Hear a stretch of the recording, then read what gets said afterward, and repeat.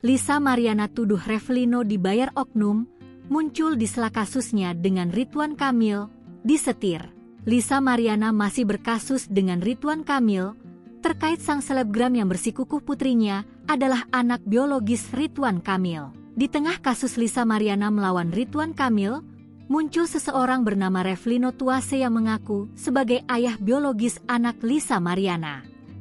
Lisa Mariana pun menduga bahwa Revlino Tuase hadir lantaran disuruh oleh seseorang. Bahkan, Lisa Mariana curiga bahwa pria yang sempat dekat dengannya itu menerima bayaran. Ia mencurigai bahwa kehadiran Revlino Tuase disetir seseorang untuk mengecoh kasus Lisa Mariana dan Ridwan Kamil. Dia menduga Revlino Tuase yang kini baru bebas dari penjara dijanjikan sejumlah uang. Lisa Mariana pun kembali menegaskan bahwa adanya kecurigaan bahwa kehadiran Revlino Tuase hanyalah settingan semata. Terlebih, Lisa Mariana menilai Revlino Tuase yang baru keluar penjara diduga membutuhkan uang. Sebelumnya, Revlino muncul di tengah bergulirnya kasus antara Lisa Mariana dan Ridwan Kamil.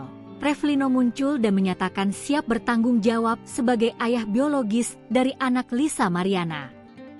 Bahkan, pihak Revlino meminta pihak Lisa Mariana untuk berhenti menggugat Ridwan Kamil.